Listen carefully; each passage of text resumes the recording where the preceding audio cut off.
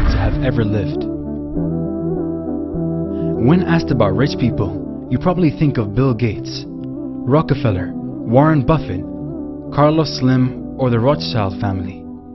But according to historians, the richest man to have ever lived was an Islamic Malian king named Mansa Musa. Mansa meaning king. Mansa Musa ruled over the Malian Empire of Mali from 1312 till 1337 and caught the attention of Europeans and Arabs after his renowned Hajj, Islamic pilgrimage, to Mecca in 1324. During this, Mansa Musa's fortune was estimated at $400 billion and caught the eye of many beyond the countries he visited. He was not afraid to give zakat to the poor and build houses and mosques on his way to Mecca.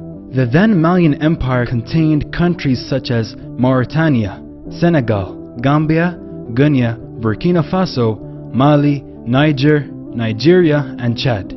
This enormous empire stretched up to 2,000 miles from the Atlantic Ocean in the west to Lake Chad to the east of its borders.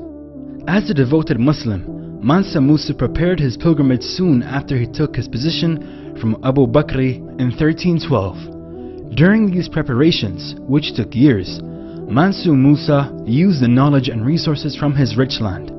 Through Malian scholars who helped plan the pilgrimage, finally, in 1324, he took up to 1,000 servants, some say 60,000 with him. They had more than 80 camels loaded with 300 pounds of gold and other needed goods with them for the trip of over 4,000 kilometers. Mansa Musa had 1,200 slaves with him, each carrying a golden adorned staff.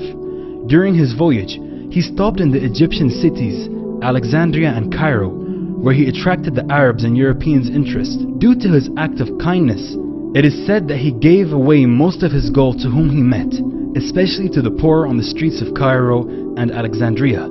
But he also helped building mosques each Friday on his way to Mecca. His act of kindness was felt years later in Egypt. Soon, Mansa Musa was a known man in the Arab world and in Europe.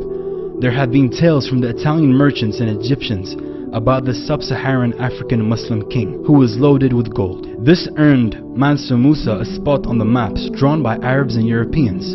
One of these maps were the Italian map.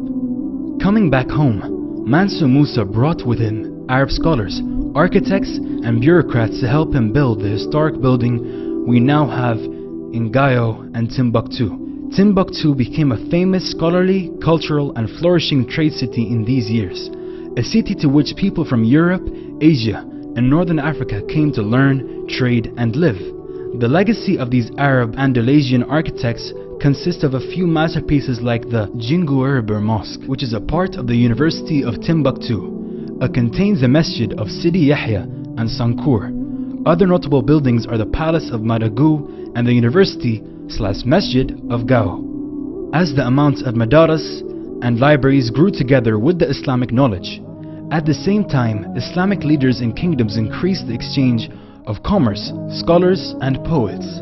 This made Timbuktu the center of Islamic studies and trade in sub-Sahara Africa. After Mansa Musa's death in 1337, his son Maghan I became Mansa. But his rule did not last as long. Attacks from Morocco and the kingdom of Songhai soon meant the downfall of this great Islamic kingdom. جمال الوجود بذكر الإله